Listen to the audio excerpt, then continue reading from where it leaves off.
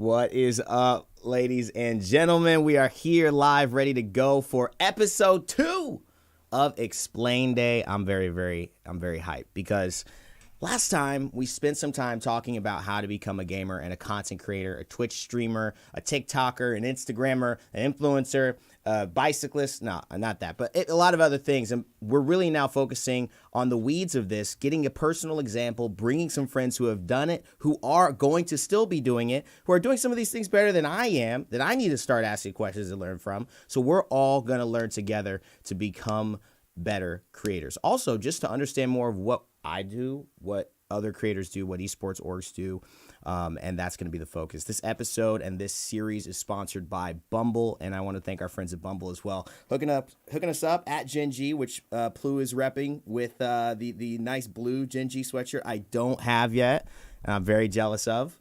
And I've got the Bumble merch right here. They've hooked us up with a ton of Bumble stuff. So without further ado, let's get into it. We got a special guest today.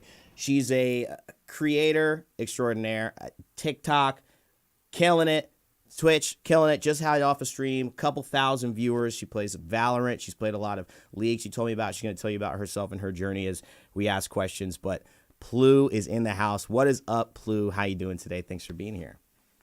Hey, I'm good. Wow. Sorry. Wow, you're going to give him a hey. I just gave you a 45-minute intro, and I got hey. That's like my thing, though. I always just say hey. Okay, that's how people know you. Yeah. All right. I love it. Well, ft.Ploo, I know that people are going to want to hear and ask questions for you. I have questions for you. We're going to have fun. We're going to joke around, be some banter. I have a question real quick, though, before we get started. You're a content creator right now. Do you do anything else besides stream or make content? No. Okay, what were you doing before? I just well, after high school, I just chilled for a bit, and I was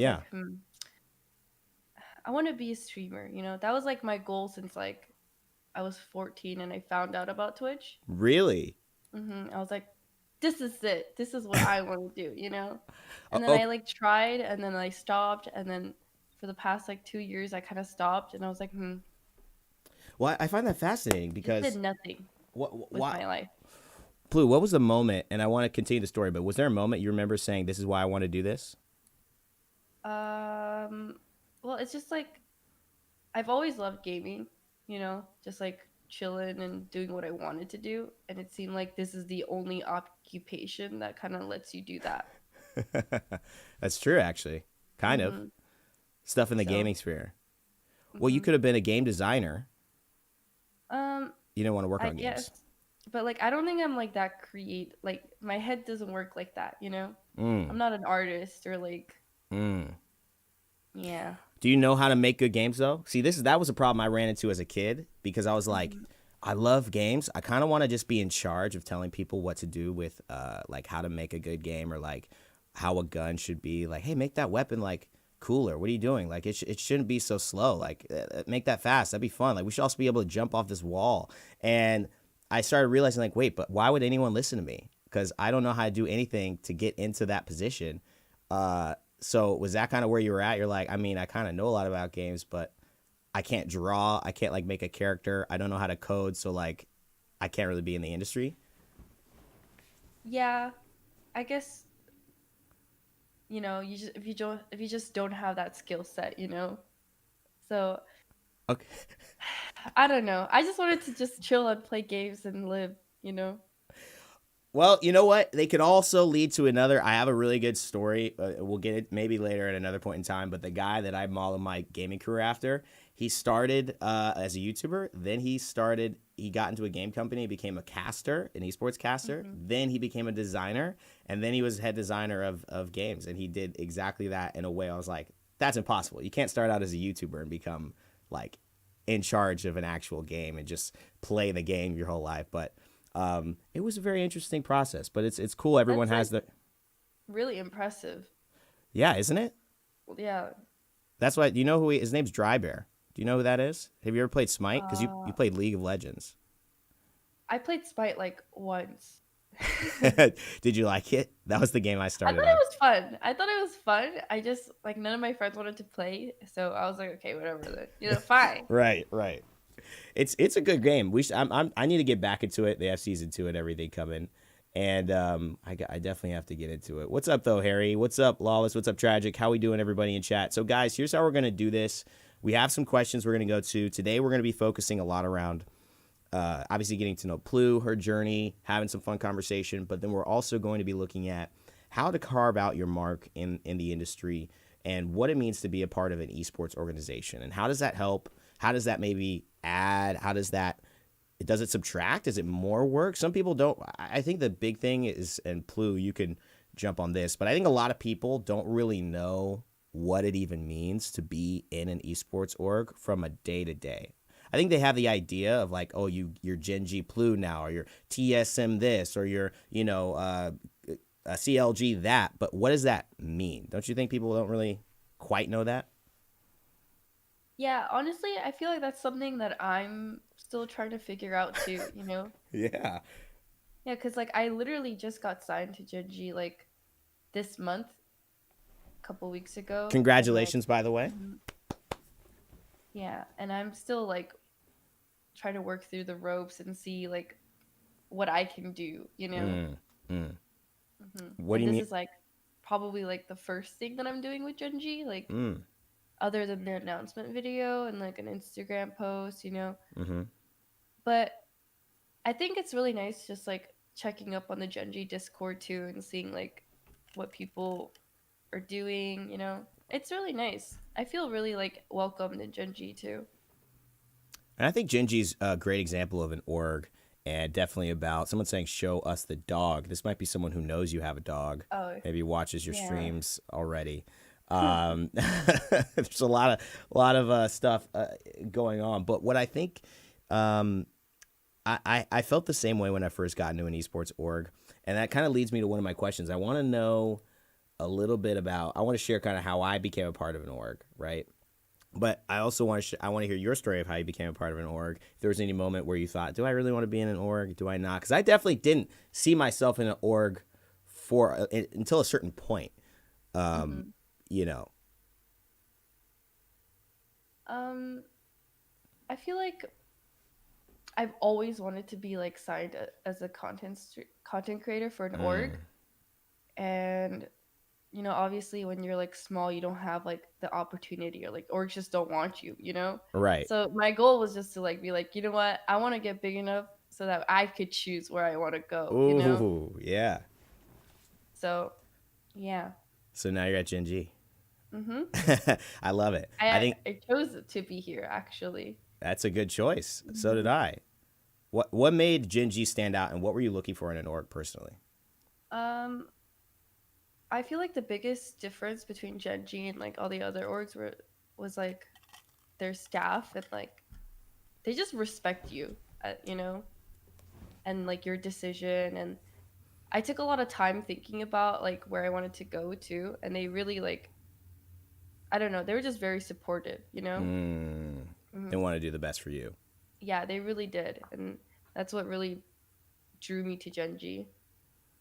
Plus the fire merch. Basically, there was a tipping point, and it was all of the cool clothes that they have. And I said, "Wow, hmm that looks way better than some of these lame jerseys I'm seeing on some of these other orcs." So, got to stick with the fashion sense here and rock it. And that's why I'm equally mad at not having that blue hoodie yet. Okay, so let's get out of my pain. Let's get into a general esports org thing. What does it mean to be in an what is an esports org? Okay, so this is a mystifying topic. What is an esports org? Because it's kind of like, in very many ways, it's a company. In very many ways, it's a content company. In very many ways, it's a marketing company. In very many ways, it's an incubator, right? Like maybe you think of a content house at scale everywhere, like with all their creators. They don't have to be living in the same house, but it's a content house. And in many ways, it is a support system, kind of like you mentioned, Ploo, which is giving you advice, expertise, access, One of the big things about orgs is you're working with other people, other individuals, other talented individuals running that org. So they might know someone that you don't know that can connect you to doing a thing. And from the marketing side, they put together brand deals for their content creators. So Bumble, right? I didn't reach out to Bumble. I don't think you called Bumble on the phone and said, "Hey, Bumble, like, let's get in this thing." But we're doing this for Bumble, and that's because of Jinji and their brand team and their partnership with Bumble that's bringing that to us. So that's one of the layers to it too. From an incubator side, and I'm curious too because I have a question for you, Ploo, at the end of this. But from an incubator side, it's also where ideas are fostered, feedback is given. Hey, here's what I'm doing on TikTok and a Discord of what's working. Here's what I'm doing on Instagram. Hey, guys, we have these hashtags coming up that you might want to be a part of. Or, hey, there's this kind of push for this. How can we help? Is anyone interested in that? Ideas being circulated and having someone to bounce ideas off of, which is actually, I think, a huge part of content creation. And it's also a support system. So what do you need to get this done? You want to grow in this area. You want to be more out there in terms of this. How can we help assist you in getting that? And then from a very also technical standpoint, most content creators at an org of a size of Gen.G or anything like that are salaried. So what they're doing is they're basically paying you like a job, so to speak, while you do your job, and that affords a whole lot of different choices for you versus if you're a solo content creator and you look at, okay, man, if this video blows up, that's awesome, but if it doesn't, where's my, what's going on with rent, which where a lot of people going from part-time to full-time, orgs and the stability they provide amongst all the other resources, the stability allows them to kind of say, okay, great, now I can really focus on content, and that's beneficial for the org and beneficial for the person. We'll talk about like what we give to the org back, but Yeah. you think that's a good summary, Ploo? Yeah, that was an amazing summary, actually. Okay. Yeah, it's a weird concept. It is a weird concept. Somebody, Ashy, says the podcast streams are great. So, Ploo, what was the one thing you wanted out of like an org the most when you dreamed of like being in an org? Was it? I mean, we have to mention too. There's some other things we didn't talk about, like clothes. I mentioned that a little bit. There's also cachet, right? There's a little bit of like rep you get just around the gaming circles. It's like, oh, okay, you're signed with somebody. You must be legit. Yeah. What's the one thing that stood out to you? The like number one thing that I wanted from an org was my salary, you know? There you go. Okay, let's be honest. That's Yeah. a huge And part of I it. think I'm like always honest about what I want and like what I can do, you know? So the biggest thing for me was salary. And like obviously I do care about like the rep, the name and like what they stand for and stuff. And like yeah, that's about it. That's big. Hmm. That's huge. And like for you in that salary, right? Because you want the thing, but the thing's for the experience. I always talk about this, like, man, I want that fast car. Well, why would you want a fast car? Oh, because then I could drive down the boulevard and these girls would all look at me like I'm really cool. They're like, okay, why do you want them to look at you like you're cool? Oh, so that I could feel like, I guess cool myself. I could feel confident. It's like, okay, so really what you're saying is you want to feel confident, right? Basically, you think a car will get that, I but wanted that financial stability because that's like something that I didn't really have like ever. So obviously like just feeling secure and like confident in myself, knowing that I put myself in like the best shoes that I can right now to do the best thing that I can do in the present, I love That's that. like a big reason of like why I work so hard every day and stuff. The Yeah. security, yeah, I relate to that a lot, for sure. I think that financial stability, that security, then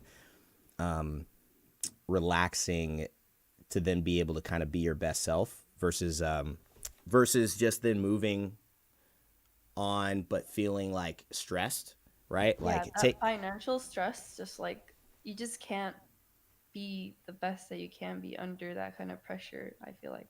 have you because you took a second after school, but did you Hmm. did you in your studies learn about? I did because I was a psychology major. But did you learn about Maslow's hierarchy? Like, Oh no, honestly, like I don't even remember anything from school, and I stopped after high school. So like I my was like, this isn't for me, this ain't for me. I need to be in that content game quick. I was like, no way, I can't do this. Don't worry, I was not a scholar. I was an athlete. I was a good student. I went to good schools, but I was not like that's my thing, being a scholar. But Yeah. I love psychology, so it stays with me, and it's like it's very applicable. It's like a study of human, interactions and nature. So, but Maslow's hierarchy of needs talks about people who don't have basic security and basic that kind of are at that level of basically not being able to access some of these higher qualities of themselves if they're constantly worrying about security and what do I eat. And once you handle those things, you kind of move up into the ability of like, finding your purpose in life, finding, things like that, where it's very tough to be thinking all about my purpose in life when you're thinking about, okay, how am I paying rent? Right? Like it's Yeah. very hard to do that. And content, like you're kind of saying, is like to be your best self, to find your niche in content, to like grow the way you want and like be the best Ploo. You actually kind of have to have those needs, established already, right? So you're not worrying about anything like that, and you're going, okay, great. What do I need to do to like better my stream or become, a better, influencer or content creator, right? Yeah. Now, I want to hear your story. How did you get a part? Was it just you were looking at other orgs, started reaching out to you? How did you get to the position in your content where you started getting org attention? And then how did you eventually kind of come to join one? Like just getting to the point where you said, yes, I'm joining Gen.G. I just focused a lot on myself, and my stream, and like I was just thinking like, like why would someone watch me over another Valorant streamer, It's a So great I kind of question. just like tried really hard to like be as genuine as I could be, And And I feel like an important part to like growing on Twitch is like branching out to like YouTube and like Instagram and like because like growing solely from Twitch is like extremely hard.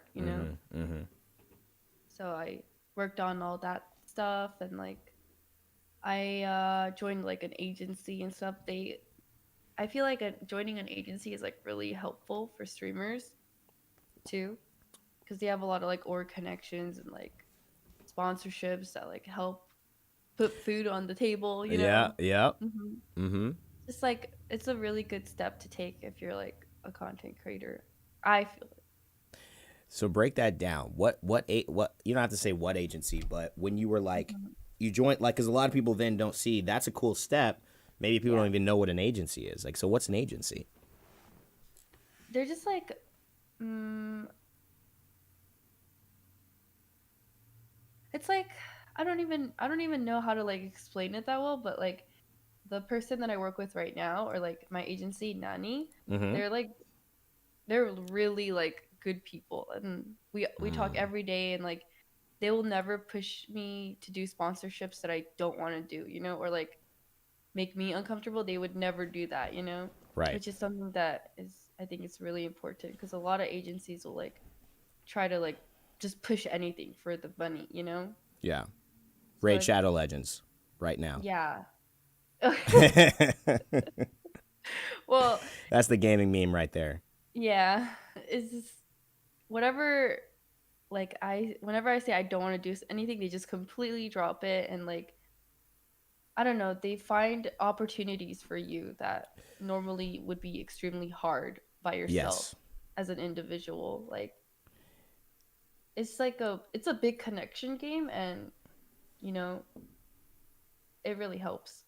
So I guess this is a great question. How did you decide to? I believe there is very much a big connection game. I think that has to do with my story. I'll share in a second on how I became part of Gen.G. But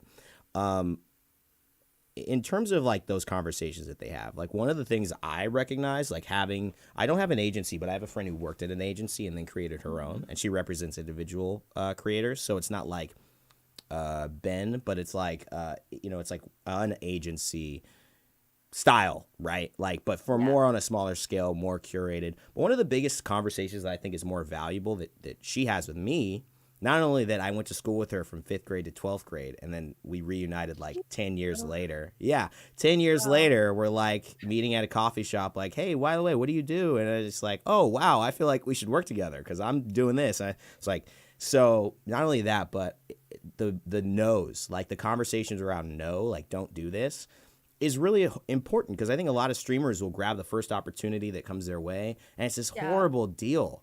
And like sometimes having someone who's been in the industry or has a reflection of what is happening to say no, don't do that. It's not worth your time. Tell them to ask for this, or like don't do it, or like that's 5 videos for that much. Like one video and a tweet and that's it. Otherwise, they have to raise the price to here. Like that to me has been really educational. Yeah, because like I feel like I didn't know how to value myself either. But Yeah. after working with like managers and like agencies, like it's definitely easier, to Yes. not be taken advantage of, which Right. is like really shitty, but like Yeah. any company will try to lowball you. No, it's just Mm-hmm. that's just how the world works. Mm-hmm. And you need to know like how much you're fucking worth. Sorry. No, it's okay, Ploo. You just basically uttered the first 2 cuss words on my channel in like over 6 months. Welcome, guys. Congrats Oh, I'm on so the. No, no, sorry. no. I'm kidding. Okay, it doesn't matter. It's not that heavy. I have a limit. I give myself about one a month Hmm. on videos. So in a couple months, you guys will see Ploo back on the channel just to kind of round out our year supply. Uh, she just straight up went X-rated. Wow. Wow, guys. Sorry. My Oh bad, my my bad. God, Ploo on a spot. No, I'm kidding. Here's the thing that's funny, Ploo. I'm giving you a hard time, a very hard time. I'm just joking. But sponsored streams are becoming more and more authentic to the creators, right? Like they don't want to Hmm. see a crazy Ploo who's not herself here. Bumble isn't like, let's get Ploo to do this with us and then have a like totally different person. Then you go on stream and you're like totally opposite. That makes everything feel disingenuous. So I think that's like one of the things too. You have these conversations with people and Gen.G is like supportive, like, hey, be yourself. We want you. We want Ploo. We don't want Ploo trying to be somebody else. We want Ploo. So that's something that I found very beneficial. But I wanted to go to your connection games thing because that's how I kind of got involved in this. I was working at a game company, so like I did that same path as my Hmm. guy modeled it after I became a YouTuber. I did my own esports tournaments for Smite. I started casting it. I put it on myself. I had my parents sponsor it for like $200. I bought like Hmm. I don't know what it is in League, but like gems is like the currency for skins and stuff in Smite. Yeah. So Uh-huh. so was it in League? RP, riot points. Okay, so like I had them sponsor like $200 worth of riot points, and so people in my like Hmm.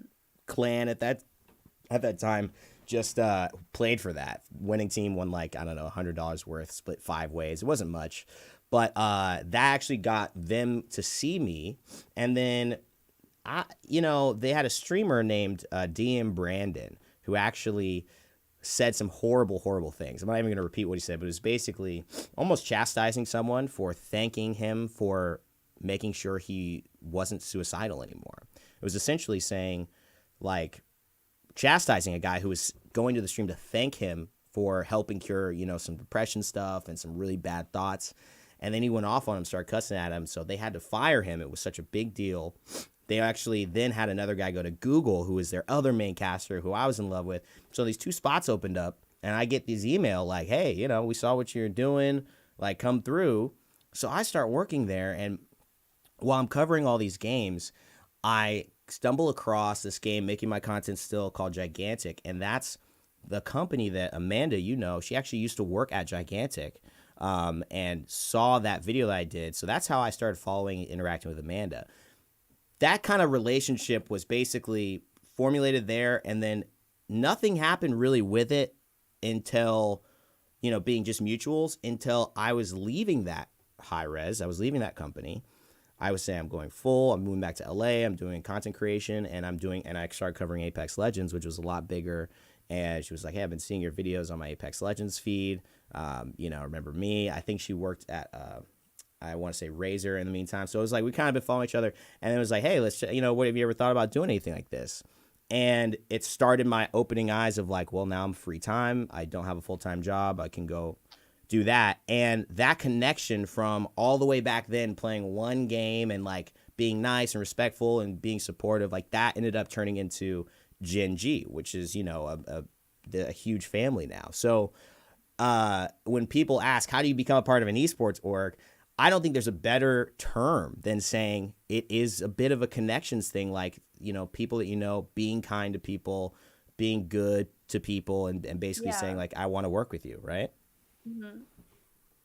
I mean, I think it, like when you were telling me your story and how you became a part of Gen G, I mean, I think to me, like the biggest thing that I felt was like, oh, this guy has really good work ethic, you know? Mm-hmm. Is a just being a good person and having like really good work ethic will get you really far, Mm. in my opinion, you know? Like, Yes. mhm, it's the most important thing, or I could, two most important no, things. I completely agree Hmm. with you. Wow. I was just thinking about that. I was thinking about that earlier today because I was like, I was having this just a very big aside. Like, I've only had, first of all, one thing about getting bigger videos like that do hundreds of thousands or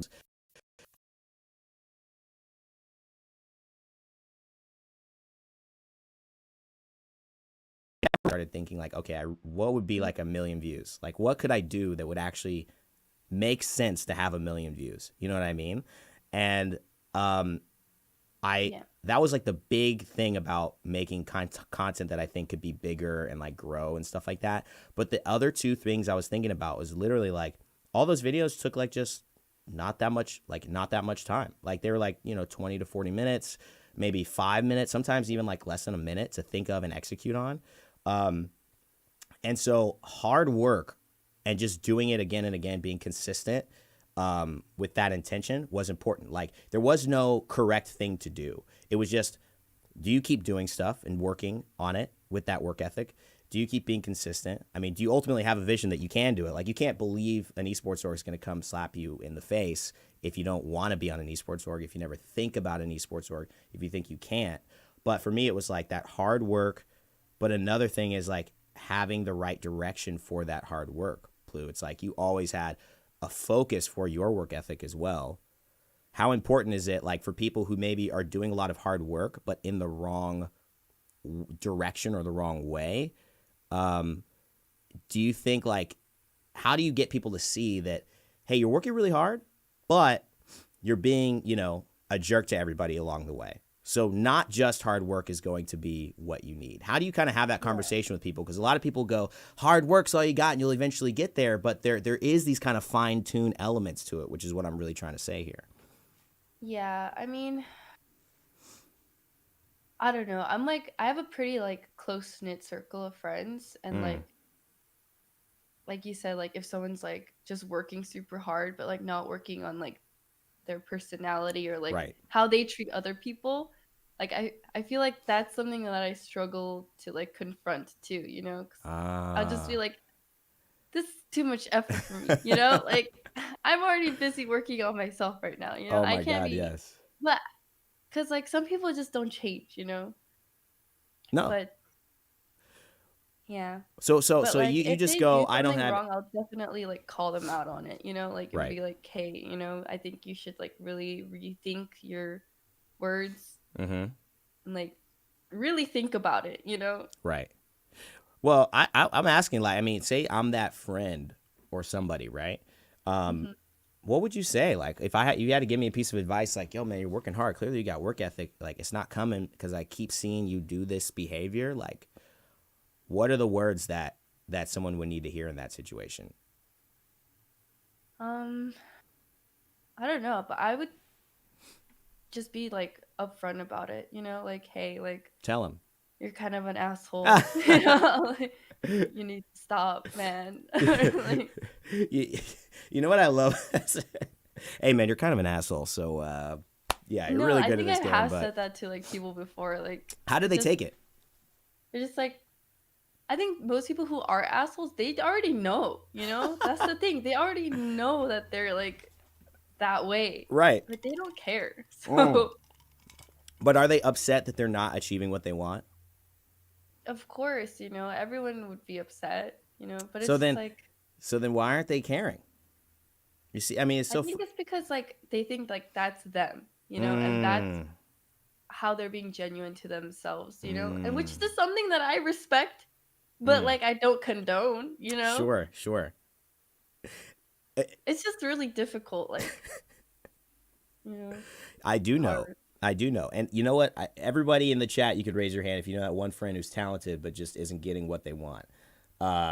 They might be really set on their ways. I honestly Mhm. have had this experience a lot of the times, and I like to use the phrase from Seinfeld. I don't know if you've ever seen Seinfeld or you know of it, but it was like, I mean, it was beyond my time, and you're, I think, 8 years younger than me, so there's no way you would have like been watching it. Wait, And 8 years? I know I'm 30. I turned 30 Oh last my year. god. I know. I I know. didn't know. I'm young at heart. I'm young at heart. Um, but to me, it's like this element of there's nothing wrong with that because they do this joke where they kind of say all these things that are a little taboo at the time. And I mean, it's kind of Seinfeld's words, but they're just going, I mean, like, this guy, are you, I mean, I think at that time, I actually don't even know the examples. I'm not going to give one out of just not figuring it out, but I'm assuming like it's like the asshole thing. Like he's really, he's really an asshole. There's nothing wrong with that, but that's kind of what it is. And I think that's kind of the approach. But I think here's the thing. You could be whatever you want. You could be really nice. You could be mean. You could be not happy. You could be just not, you could be a little lazy. There's nothing wrong with that unless you're not getting what you want.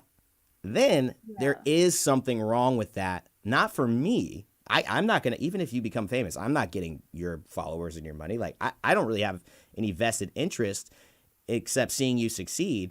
So there's nothing wrong with you saying I'm this way and I won't change. But there might be in saying I have to be this way to be genuine, even though there's all these other things that I'd rather like give it up for. Like I look at it like, hey man, if you just didn't say those things, you might feel them, but if you just didn't say them and then you had like $5 million, would that be okay? Would you still feel like genuine? Would you still feel like you were making a choice for yourself? Some people say no, but I think they'd be a lot happier and they'd have a lot more choice at that point. If they just said, hey, let me focus and be do what I need to do in order to, accomplish this Mhm. goal. Yeah, I mean, you're definitely putting like a cap around yourself. Right, right. Mm-hmm. I am this. I am that. That's just who I am. I think it's really commendable and respectable. It's a very hard. It's kind of a hard conversation to have right It now, to is. be honest, because there's nothing wrong with anybody and who they are. I mean, I think that's where I get to, but I do think that if you are owning something that maybe isn't like, to me, I don't know if anyone is growing up and is just mean or not mean. I think we kind of, we have some personality types and we develop kind of what works. We live in social circles, so I do think that there's an element to having a choice around. I could even still feel all these things and still relate to not liking this person. But I also have a choice. Am I going to go and confront them and say something mean to them about it? Or am I just going to like feel that way and move on? Because like the saying something has a real world consequence.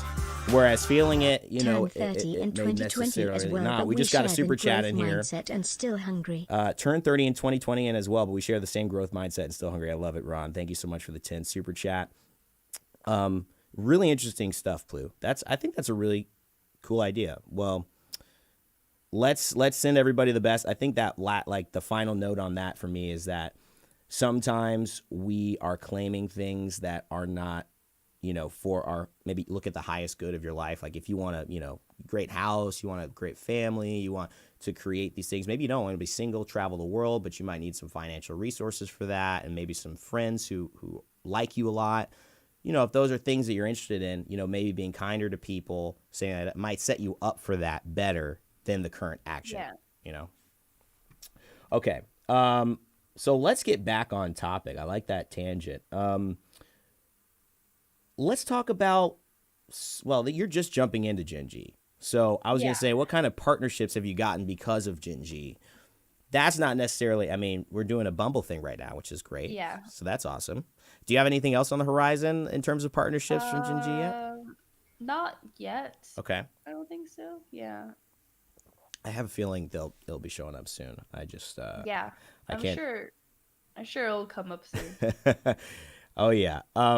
So think about this. Should everyone be like? I think this is interesting. You and I have decided that for us, for our highest good, our vibe, what we wanted to create, we want to be a part of an org. But Yeah. there's creators out there who don't want to be parts of orgs. And there's some really successful creators who are not parts of orgs. Hmm. Do you think everyone should be a part of one, or do you think there's value there to at least do it for a little bit, or you think like no, there's some great paths where being an org actually might hurt what you're trying to do?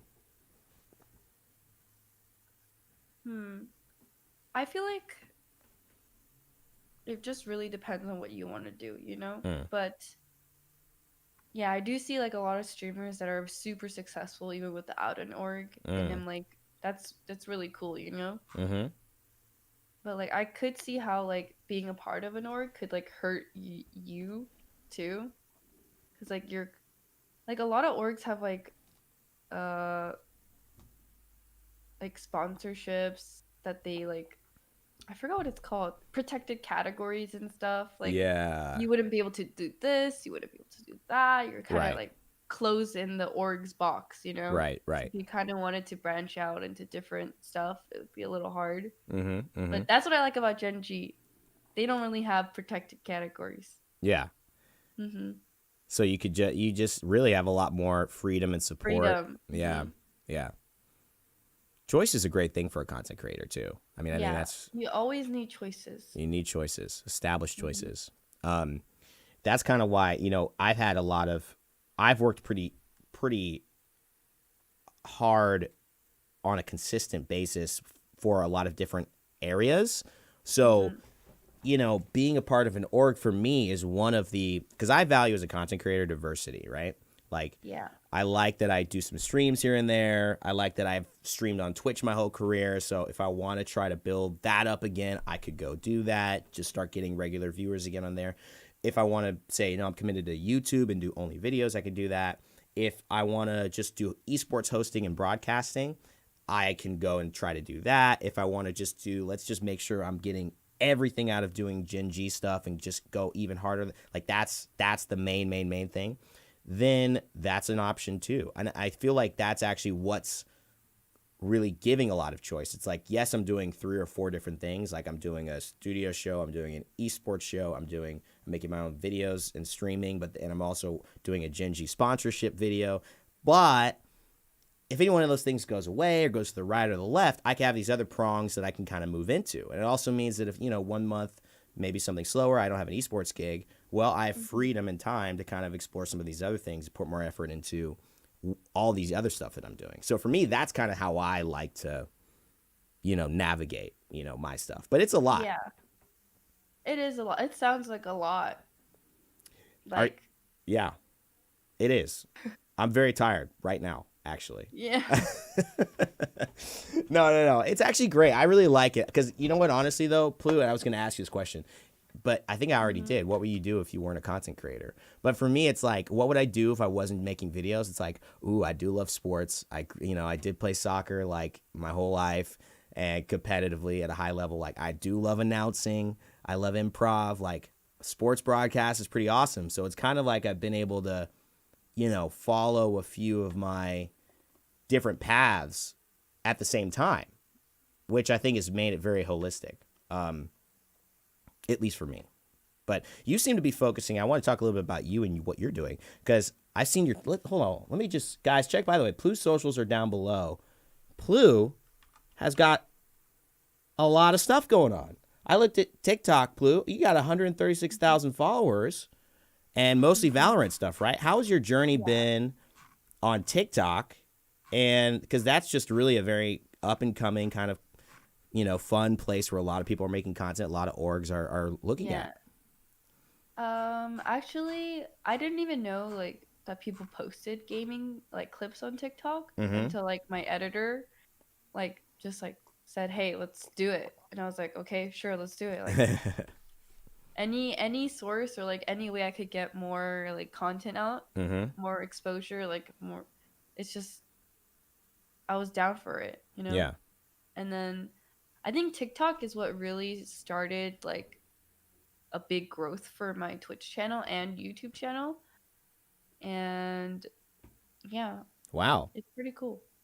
So that's kind of like your third prong. Let's like say I'm doing all those things from a content side, but that's like my content prong. But like from your content side, you've got these three prongs of I've got a YouTube channel that's growing and that's at, 136,000 subscribers, something like that. I've got this TikTok that's at, 136, and that's pushing people to my other stuff. I've got Instagram, which is a great follower on Instagram. I think you're almost at 100K there. Hopefully you hit that really soon. So, and then your stream, right? Mm-hmm. So, okay. It's like what's the this biggest like? thing to me. What's it like for people who want to know managing all of those socials? Is it mostly your editor? Is it mostly is Gen.G going to help out with some of that? Like what's Honestly, my editor takes care of my TikTok and my YouTube. Okay. Yeah. And then for like Twitter and Instagram and Twitch, that's like where I put most of my focus into. But honestly, like I should be posting more on my socials, but at the same time, like I don't really like force myself to do anything that I really like not feeling, Mm-hmm. So I just do like what I want to do, and like usually every day, like my biggest goal and focus is to get better at Valorant. Yeah, that's like my main goal is just to be known as a really good Valorant player. Really? Okay, so that's the goal. So that's what drives a lot of you getting up and even making the content to begin with. Have you always been competitive like that? Is that part of like what's that vision for yourself? Do you want to compete one day? I've always been like pretty competitive, but like I don't think I'd ever want to go pro. Okay. Because it's just a lot of responsibility and like pressure, I just want to be like a good solo queue player, Okay. What for? I don't know, just because it's like something that I really like to do, and like it's just nice getting that kind of recognition, and like people just know that like, oh, you're a good player, That's something that I've always wanted, and I still strive to have. Because I don't think I'm there yet, Yeah. So I'm definitely like trying hard every day, aim training and stuff. Jeez. Wow. Well, I would say that I think I've seen some of the clips. You're already very, very good. But I think you're aiming for a style of being good that's compared to really the elite players out there. Yeah. That's great. Well, that's fun. That makes your content, I'm sure, very, very fun. Now let's get into, I think, a couple more questions around the org side of things, Ploo, but not just that, kind of getting into content from a beginner, right? Because some of these people, especially, and I see this great question, Winter Tech, kind of comment like, this is a lot of established content creator stuff in some ways, right? Managing these channels, working with your editor, once you're in this journey. But what is it that got you started? And that's really what leads us to Esports Orgs in the first place, starting to make content in the first place. What is the most important part of your journey, or the thing you remember that you would pass along or wish you knew more that you started, that you would apply, right, to people who are trying to jump on this journey themselves? Yeah, I feel like the hardest part about like trying to be as a content creator is like starting, starting from zero is like, it feels impossible, Yep. Like it kind of is impossible, but it's not, because we all started from zero, right? Right. But it takes so much time, like I started streaming at like 16, and it's been like on and off since I was like, well, I just got back to streaming like last April when Valorant came out, like with the beta. So yeah, it was really hard. It just took a lot of years of like consistent, like, When did you start? consistently inconsistent, Consistently inconsistent. I see that. Like I didn't really like have like financial stability either to like consistently keep going either, Oh my God. So yeah. it was really hard to like pursue like what I really wanted to do without like all the pressures of like the real world, Well, I think, Ploo, like that's such a great thing. Like I think that stops a lot of people, right? A lot of people stop becoming a content creator. Like they're not in this conversation right now because basically the real world stuff stops a lot of people. And Yeah, and I feel like yeah, it like stops you, but you like a lot of people think that I just got here like overnight, you know, because that's kind of what the growth looked like, uh-huh. but it was really like a hard journey of like many years of like fighting myself internally too, you know. Yeah. I mean, that to me is like, that's the thing that I think is like, I think people saying like, this is a lie that content creators sell you. Like, I've got people roll up into my chats or things like that, and they'll say things like, man, it's impossible, or like, I don't know where to start. And Yeah. I'll tell them literally, like, point blank, make this video. You will get some subs, some views. Like, you will start to do it. You just do it, literally make this type of video for a little while. You'll start your roll, right? They still are like, nah, it won't work. Because there's no belief in, you can't argue. Like, I love this line from a John Mayer song earlier. I love his album Continuum, but he said, you'll never win a war against belief. You know what I mean? And I think in the world, like, you've never been able to tell a country who's going against another country for any religious perspective or anything like that. You'll never win that one, because that's somebody's belief that you can't throw enough at that to end the belief. But once people take action, that's actually, in my opinion, what I found that changes the belief for good. Once they start actually seeing results. When did you start seeing first results on it that made you start to believe this was possible? Or did you always think it was possible? To me, I always thought it was possible. Like, Okay. even as like when I was Same. 16, I had like 5 viewers or 3 viewers for like Mm-hmm. months, you know. To me, the vision was always there because like I feel like anybody can be a Twitch streamer. It's just really like hard work, consistency, and like luck too. Mm. There's a lot of luck involved, Mm-hmm. I feel like. Mm-hmm. But to get that luck, you just need to press that button, you know, like press start streaming. Like, you just need to do it, you know. So Yep. I always knew that I would do something, or you know, I I always knew I would make it. see. Is That's what I'm saying. you know what you don't. I appreciate that. That's how I felt about myself. But part of it is that Mhm. I've done other things in my life that have cost a tremendous amount of time, effort, and sacrifice in order to achieve, and I've Yeah. achieved them. Right. So I know what it looks like to start by not having it and work really hard to get it and then get it. So once you do that once, like for me, it was a lot of sports, right? But once you do that in something, then it becomes a lot easier to translate that belief for me. So that's why I think it's very easy for people who have done something, potentially, maybe it's an athlete, or maybe you just come into this world with that mindset because your family's kind of crazy and, you guys argue and all that stuff. But I honestly feel like that mentality, that is really, you could translate some of these skills you learn in all other aspects of your life to do this, because it really applies to everything. Yeah. I have a, I don't always do this because some of these chats that are hidden, I see. So I want to talk about this chat that is hidden, that not everyone is seeing, but I'm seeing, that says, this video is BS. You got to start to rich to make a good setup and have friends high up in streaming. You also got to be godlike or at least good. Please don't ruin your life. Now, Elliot, listen, I understand that is your belief, my man, but let me just say this one thing. First of all, I never started rich at any of this. My first 2 purchases, actually, I had to put my very first computer on credit. And it actually took me 3 years to pay off my credit card that had my original computer on it. I actually also, what's funny, we moved out of our house. We lost our house in 2010, and I had to move into a church in a 2-bedroom place and live with my family of 5. And I was streaming on a table no bigger than like 4x4 for a good amount of time until I could get a job and then work part-time to do these other things. Now, I never, honestly, personally, I don't collaborate with people unless they're Jinji or they're my friends, and I don't have anybody high up in streaming that gave me a setup. The reason why, I have a very specific reason. I want to have a lot of control over my content.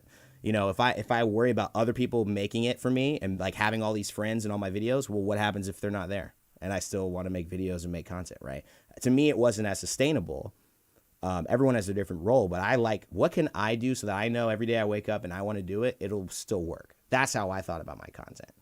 I also, like anybody else, started at 0 viewers and 0 subscribers, and it took me a year to even get 3,000 subscribers. But I will say that I had a very big turning point, and Ploo, we talked a little bit about this, where I went and did a training for about 30 days in a row, and I really got my mindset right. And I realized I had a lot of questions on my worthiness at a high level. And then that year was the year that all that stuff I told to you, Ploo, happened. It was it was all the Smite stuff. It was all the thing. I grew over 100,000 subscribers that one year. But I started the year with 3,000. So there's really, I guess what I'm trying to say is that the idea of what you guys are trying to accomplish is not necessarily in so much of these super minute details. A lot of what we've been discussing today is about some of the thought processes around belief and around some of these things that you actually do have to have that are more important than, honestly, even sometimes how many videos you make, right? Yeah. I kind of like understand like why he like felt the need to type that out, or like speak on how he feels, because like sometimes it does feel like that, but I don't know, like if you don't have something, like I'm sorry, but you just have to work twice as hard as someone who is more fortunate. Like that's just how it is, because like my parents and like my family never like really supported me either. So like I had a part-time job when I was like 15 to 16 to save up for my first like PC, Yeah. and like everything that I have now, like I worked for it for like years, Mm-hmm. so it's just like we all came from nothing. Well, you know what's so funny, and I do want to acknowledge this too. You're right. Like there are some people who have some great connections. They have money already, and then they also get really famous. That does happen. I'm not saying it doesn't. That's a part of life as well. And sometimes Jeff Bezos has children and they're already rich. They don't have to do anything. Like that is true. But we're not talking about You can't that. be like hung up over like Yeah. stuff you can't control, That's right. That's right. And what you can control is yourself. I can control myself. Ploo can control Ploo. And so that is the mentality. Like, honestly, I feel like if you guys get this more than any of the how-tos or the exact video to make, if you understand that, then the sky is definitely the limit for you as a creator. It may not even be hundreds of millions of dollars. There are creators right now streaming on Twitch that are making millions, but it doesn't mean that you'll end up needing to get there.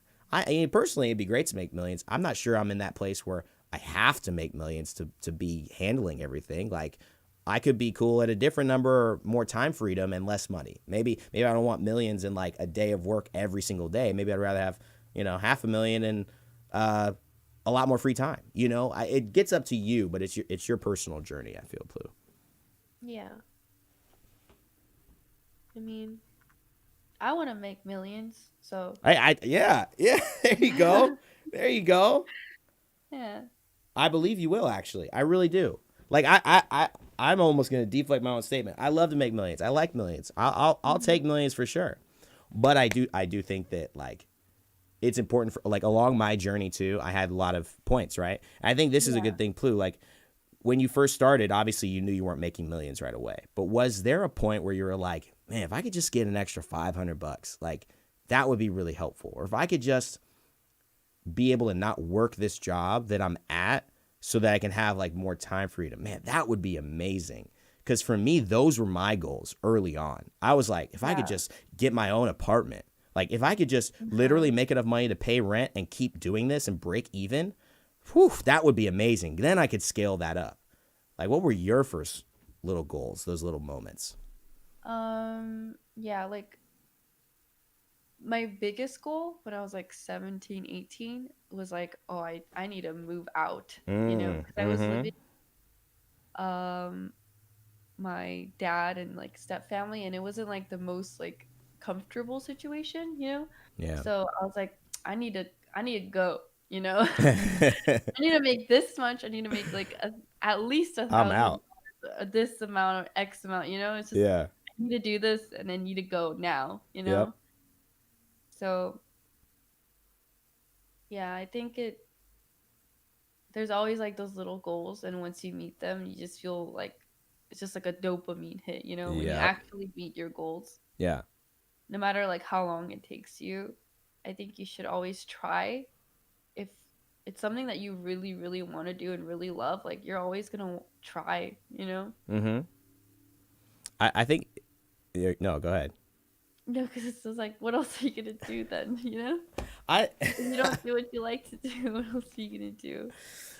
Well, also, I think people maybe haven't gotten sick and tired of being sick and tired in some of the situations. Like when you get sick and tired, like you basically were like, yo, I'm sick and tired of my family right now. It's over. I'm doing anything I need to do to get out of here and Yeah. make enough money, right? Like Yeah. I was sick and tired in that same way of different elements. I'm like, yo, this cannot be what I'm doing. Like I've got a lot to give to the world.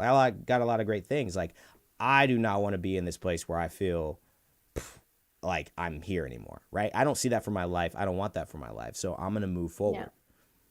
Like that's the most motivating factor. Do you think like, okay, let's say you're not wealthy. Let's say you don't have this huge start. Let's say you have 0 subscribers. Do you think like, oh, this is actually a great question. Maybe instead of go to that, I'll go to this. Can I stream if I suck at games? I do have a response to that, Troy. I want to hear pp.Ploo's response initially as well. Yeah, of course. Like everybody sucks at the games except for the pros. Like I don't know what to tell you. You know, Oh my God. like all streamers suck at games except for like actually good people. Like you know, like All that's streamers suck at that's games. just I facts. have to just quote that right there. Put it in a It's TikTok. facts. Unless you're like a streamer like Tens, who was like a professional, Mm-hmm. became streamer. You know, Mm-hmm. like we all suck. We all suck. So We suck all with suck. us. Come on and Yeah. and suck with us. I love that. Well, that's simple advice right there. I think here's the interesting thing. I feel like being very good at games is one route you could take. I always heard there was 3, and I said this in my last one that I actually didn't say it. There's 3 routes to be a successful streamer or a creator. One, you could be super sick at the game. I think when I come to mind, Shroud. I think Shroud, whatever game he plays, he's super sick at that game. Like, and he could even play like a PvE game, like a Cyberpunk, but you still want to watch him because you know, like there's gonna be some shooting, and the gameplay you're gonna watch is gonna be just stunning, right? Yeah. There's that kind of creator. There's also a creator that's educational, right? Like because I like getting better at games, I kind of have a growth mindset. I think we can all kind of tell that at this point. Like I'm always trying to do something else. So I like creators who tell me how to do things. Like I used to play a lot of MMOs and mobile. Like, how do I get this thing? How do I improve at that? Like, how do I grab this skill? Like, how do I make a leather tunic in World of Warcraft? Like, I'm just trying to find that stuff out all the time. So for me, I related to that. And I actually was like, oh, I could see myself doing this at a very high level. I've always kind of liked that. Then there's entertaining. And I think if you're entertaining, you could basically do nothing, kind of like Ludwig, sit there, have like 33,000 subscribers, make fun of things. Like he's got, and I don't mean nothing, but it's not about, people aren't going there for his gameplay, and they're not necessarily going there for like a guide on a how to. They're going there because of his personality and his entertainment factor. So those 3 things I think are possible to build super strong bases off of. I think the best streamers probably have 2 out of the 3. You know, if you're really looking at the highest level, but you can also be like super insane at one of those and make that work too. Yeah, I feel like, you know, XQC is like one of the maybe 2, maybe 3. I don't know. I mean, XQC is like good at games too, and he's really entertaining. You know, He is. I mean, I guess you could. He just does things differently. You know. So he's a bit of like in that dark. Like he's not the typical guy. Like he has, because he's been so big for so long right now, but he's not the typical person you would pick out of a crowd to say you'll be the biggest streamer, like, you know, on the platform. Not necessarily because of anything, but it's not your normal pace of a personality or an experience. But that's what actually makes him very interesting to watch, you know, and very like unique. And a lot of people are realizing that. Naoto-kun giving a little bit of the, is that a raised hand or is that a high five? I think that's a raised hand. No, I think that's just a hello. That's just a hello. Troy said that's a great response. Awesome. And I've liked the idea of streaming, and I've always been told that I'd be good at it. Well, Troy, give it a try, man. Give it a try, guys in chat. We're moving into maybe the back half of this, and we're actually almost kind of rounding the episode out. But I want to give some time for questions. I want to give some time for Ploo to talk a little bit more on some stuff that maybe she has. But also, I want to make sure that we kind of, again, have anybody in the chat who's hanging out right now have any questions. I am reading any of the super chats that come through, and obviously making sure that, you guys are heard in this time.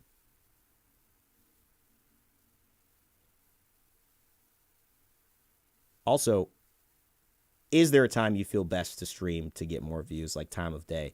Super specific, man, but I would say, like, I would not worry about it too much because I do not think that is the determining factor if you succeed. Yeah.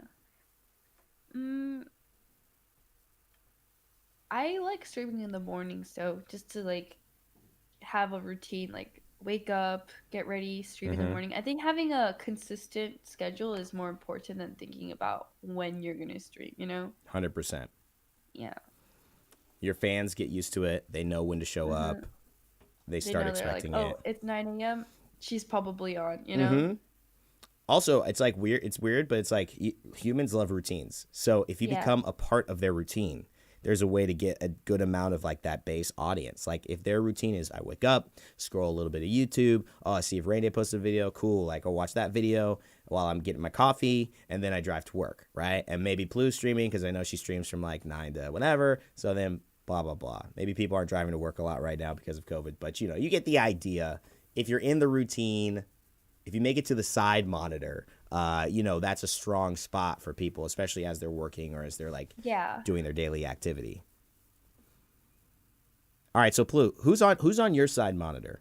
Okay, I want to know who do you watch? Who do you like? Who have you taken examples off of, and why have you taken examples off of them? I usually watch like if it's not like pro players, I usually watch my friends to support them. But for like the beginning half of Valorant, like I would always watch like Hiko and Wardell, but like mostly Hiko because like he's really good at calming and like telling us what he's thinking and why he's doing it, And as someone who has like no FPS experience, it was really like helpful to see his thought process and why he does that, I think Hiko's like one of my favorite streamers too, just because like he comes from CS:GO and like he is like over 30 too. But he like never stopped, he never stopped. He always honed his crafts and like he just kept grinding and improving. So, and look at him now, he's insane. He's actually insane. Well, and that's the cool thing about it. It's like, who cares? Like if, like he thought to himself, maybe 10 years ago, maybe I'm not where I want to be. But if he said, if I just work at this thing for 10 years in a row and get really great at this, and I don't know Hiko's history that much, so it might have been a different timeline. Somebody was like, he was already a pro in CSGO 10 years ago. What are you talking about, Raynday? I don't quite know. But even if he said this, the idea, hey, in 10 years from now, if I work on this craft, I could be a master at this. I could be the guy or the girl everybody wants to watch. Everyone's interested in looking. Like, would it be worth it? Yeah, maybe I'll be 32 or whatever. But, hey, I'll have what I need. Like, I could have the best 5 years, set my whole life up for the rest of my life, if I develop that. So I've always used that mentality. Good things are going to take time. And for those in the chat, like, thinking about it like that, like, honestly, if you just have yourself not only these early quick goals, like I want to do this, I want to be consistent, but like, hey, in 5 years, if I could accomplish this, that would be worth the grind I'm doing right now. Have that also that goal, because it'll help give you a focus on those days that you don't want to stream or you don't want to make a video, or you just kind of are feeling like, man, it's just, I'm not getting anywhere. It's like, it's okay. You don't have to get anywhere Tuesday, January 31st at 3:59 p.m. You just have to make sure you're doing the right thing so that by the time 5 years from now, you have the skills and everything you need to be where you need to be. Yeah, I mean, I don't know like Hiko's career like timeline exactly, but I know that, you know, there were like a lot of failures and like stuff that didn't work out for him, you know? Mm-hmm. But I'm sure there's like been many times that he wanted to give up on like Mm. his gaming career or whatnot, you know? But Yeah, like you just gotta keep pushing through, and that's what I really admire about him. And yeah, I could he see set that a in good you. example for me too. Yeah. Yeah, I see that in your grind and your kind of, I would say, story, and also kind Yeah. of your vision for yourself, which I like a lot. I think a lot of people can learn quite a bit just from watching your journey. So that's a pretty good person to keep eyes on. I appreciate you saying that about Hiko. Shout outs to Hiko. Hmm. I'll share mine, and we'll get to some rapid fire answers to round out the episode. We are kind of running into it, but again, thank you so much for people here and supporting Bumble, and they're just doing some amazing stuff in the gaming space. We love working with them here at Gen.G, and myself, Raynday, and ft.Ploo included. So for me, I mean, I loved. Have you ever heard of HD StarCraft or Togrim? No. All right, this is beyond. Do you know who Force Strategy Gaming is? No. Oh my God, all my goats. Well, you know what? Here's a great thing. It's okay, it doesn't matter. But what HD StarCraft and Togrim did for me really was they were people who always gave me information that I didn't have or didn't kind of really want to seek out. And they gave it in a way that was easy, palatable, and understandable to people who weren't like high level pros. I always thought, man, why are these pros so good? And how come they never make like really detailed step by step instructions to do the stuff that they're doing? And I kind of think of it like if you're a high level soccer or football player, you're playing at Manchester United or Barcelona, you're not teaching someone how to pass the ball correctly, right? Like angle your foot to the left or to the right. It's like their skill level is focused on so many different small things. It's really hard to bridge that gap as a new person watching an expert. So Yeah. how do I get even close to where they're at? Those guys showed me that there are people out there who do that, and I connected so much with that. I'm like, I kind of want to help do that for other people. Like my goal isn't to be maybe where your goal is, like the best of the best, like in Apex or Valorant or anything like that. But if I could take people who don't know the game and articulate these really key steps to becoming like Hiko, they take their talent, they move that. To me, I was like, wow, that's a lot of value. I feel like that's really like impactful. So that's kind of where I mirrored my content, and I found a lot of success. And a lot of people are like me, like, yeah, I want to improve. Like this is perfect. Finally, somebody just said it, you know. So that's always been something that I've kind of gotten into. So let's get into some rapid fire. Ploo and I, we're gonna rotate Ploo. So I'll answer one, you answer one, and we're gonna round out the stream. Okay. Okay. Sure.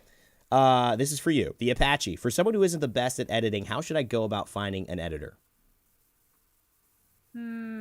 Well, I was really lucky, and my editor actually came into my DMs and asked if I was looking for an editor. But the thing is, like, at that time, my YouTube was like non-existent, right? Mm. So I felt like trying to go into YouTube was too hard, and I kind Mm. of was like, "Ooh, I kind of don't want to do that," you know? I don't Right. really want to invest in YouTube right now because it's just seems like such a hard market to go into. Mm.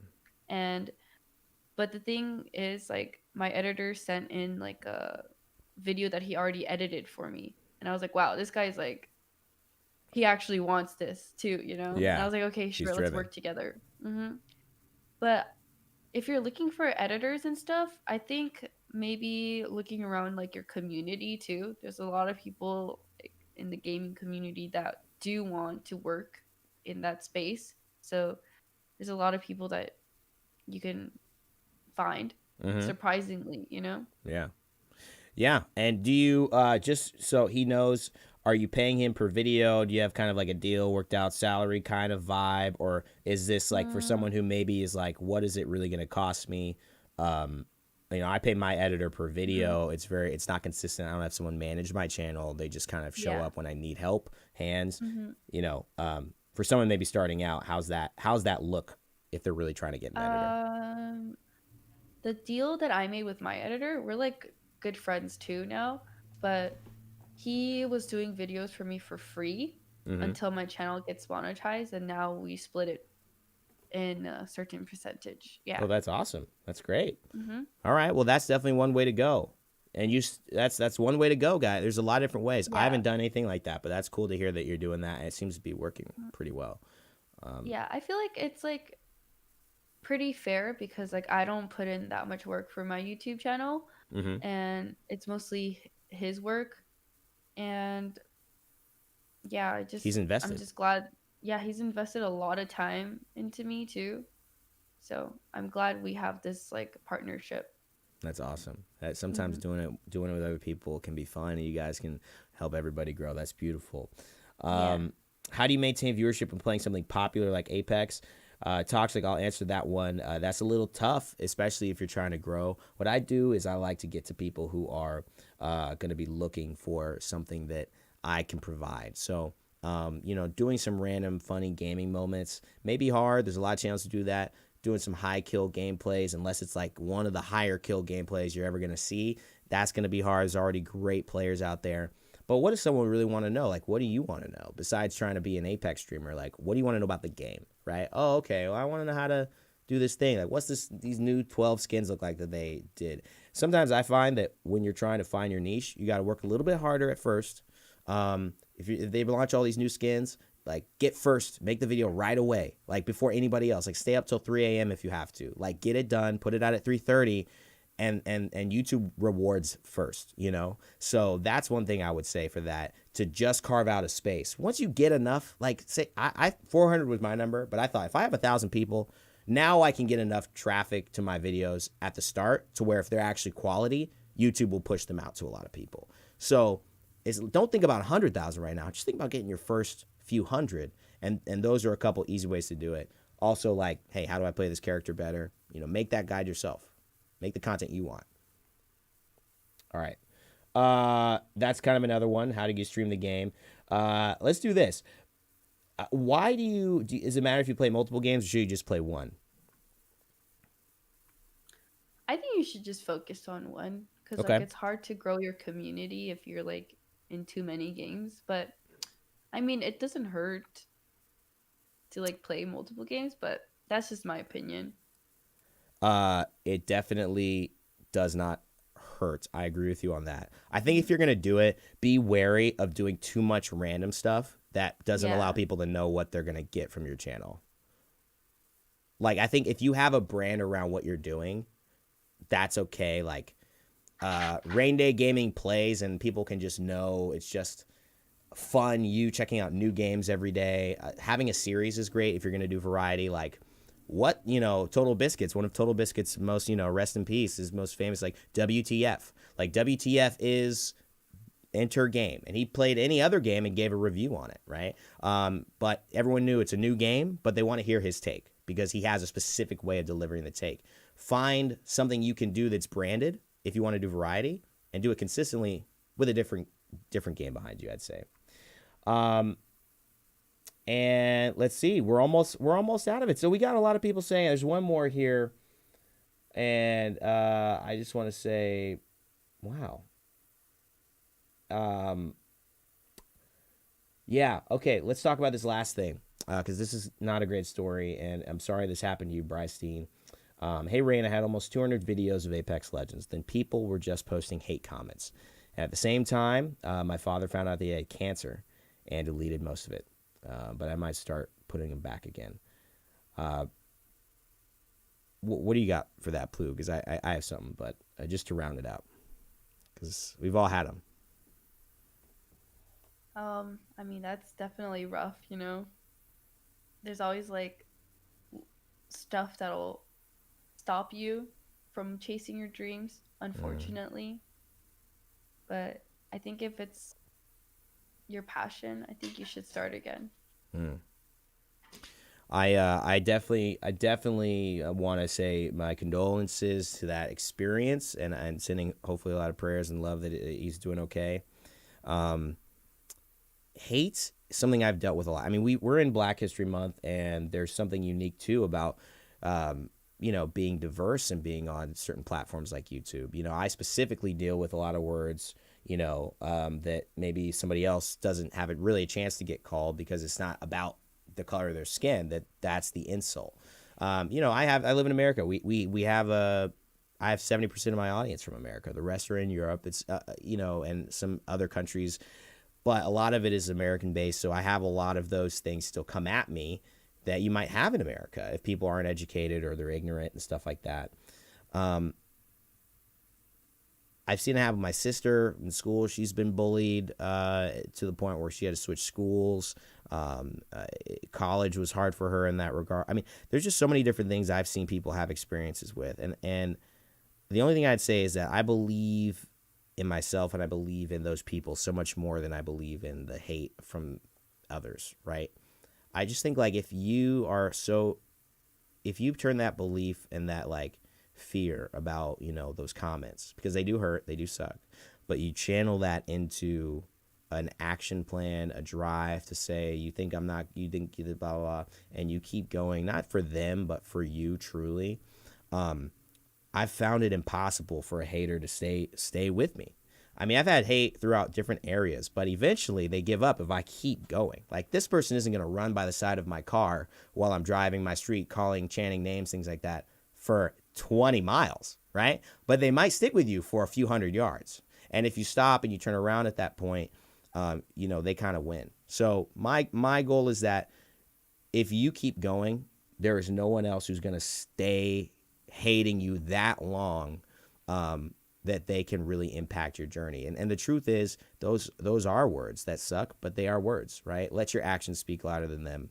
And I think you'll ultimately get where you want to go, man. And what a great revenge. I always had this too, and I was thinking about it today just to round it out, and some final comments from Ploo, just thanking her. But I will tell this story. So I had this one game in high school. Okay, we were going to the national championship if we won this one game, or state national, CIF national. We won this one game. We're playing a team from Yucca Valley. Now, Yucca Valley in the United States is kind of a backwards spot a little bit. There's some pockets in there that are still very racist. And this guy was defending me, and now I'm like the leading goal. So, I mean, I'm playing on the U.S. national team at this point. So this is a private high school game. So I'm obviously the only real big threat that they have to stop. These guys are slide tackling me, and I remember this guy coming up and being like, go back to Africa, N-word, right? Start beating your drum, N-word, right? So I'm just sitting there like ready to explode because it's 0-0. And these guys are actually not, like, I'm frustrated because I want to score. So I'm doing this, I run back, and, I'm kind of signaling to my coach. I'm telling the ref a little bit. These guys are playing dirty. And I had a moment where I was like, I kind of really want to punch this guy. I've never done that in sports before. I've always been kind of hit at. I've never really gone and said, I'm going to start a fight. But this was close. So I have this moment, and I go, okay, the best revenge on this dude would be to win this game, right? And so I just went into this zone, and it was like a, that Captain America gets a shield, right? And he's like, okay, this is on. That's how I felt. And they ended up actually going to overtime, double overtime. And man, I remember getting the first goal, and it was like the goalie came out to try to stop me. I sprinted past everybody. I touched it past him. I had an open goal. I walked in the net. I stopped it on the line. The whole crowd, we were a home game. The crowd went crazy. And I just remember I touched it, and I just looked at him. I was like, okay. Kept talking, up 1-0. Before they fouled me in the box, hit a PK, celebrate. And they're going home. So what's amazing is we went to the championship. I ended up scoring those 2 goals in overtime. We won. We celebrated. I told my coach it was a thing. It was a hard thing. I still remember it because it hurt. But what I realized is that the way to really win in those situations is to win, right? Like, that stops haters. When you win, when you get that deal, when you make that video, when you start blowing up and stuff like that, that stops it all. So I felt like I want to share that story. That story was with me today. I don't know why, but it was really with me today. So if anything in content and the hate comments, man, you have my love. You have my support. Go for the win. When you win, they won't even be able to hang with you. So I appreciate you guys listening to that. And I appreciate everybody being on here for another episode of Explaynday. We've had a lot of fun. We've had a lot of conversations about chasing your dreams, about Esports Orgs. We appreciate Bumble for helping us out and kind of create this episode and create this series where we're kind of having these more intimate conversations about what it means to be diverse in the content creation space, but also, our journeys and how they can hopefully help you grow as well. Ploo, I just want to say thank you so much for being a part of this stream. Is there anything, just kind of closing remarks, where to round out the episode for you, and also where people can find you and where you want them to hang out with you after this?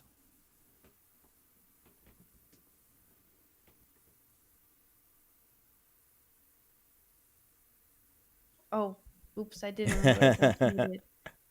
Sorry. I said, I had a lot of fun talking with you, and like, I don't know, just it's nice like seeing different perspectives too, and especially because you are like streaming on YouTube too. Like, it was a cool experience seeing how it works and stuff, because I haven't really like watched any YouTube streams. Oh wow! But yeah, I really enjoyed it today. Thank you. Thank you, Ploo. Yeah, it's been great having you. Anytime you want to show up again, feel free. I'm sure Bumble, I'm sure I know I would love to have you. And if I'm ever trying to learn Valorant, you'll be the first person I DM, because I don't play that game at all. But if the schedule ever opens up, I'll let you know. Where should people hang out with you? Oh, like my Twitch channel and stuff. Wherever it's all you in want. the description, right? Well, just it's called a call to action. Okay, it's a call to action. Okay, here. Follow me on twitch.tv/Ploo. Okay. Thank you. Follow her at twitch.tv/Ploo. Oh, and subscribe to my YouTube too. Yeah, that's an easy one right now on YouTube as well. So tune in to all her videos and everything. Leo, no need to worry about missing it. We're going to leave this up. I've been leaving these VODs up. I kind of really like them this way. So it should stay up on the channel for you guys to get it. And I just appreciate everybody being here. Thank you guys so much. Thanks, Gen.G, for helping to put it on as well. We will be back with another Explaynday sometime within the next month. And so stay tuned for that. I'll keep you guys posted on my Twitter and everything. But all right, everybody, thank you so much. We're going to end the stream here. Have a great rest of your day. As always, never give up, never stop gaming, and we will see you.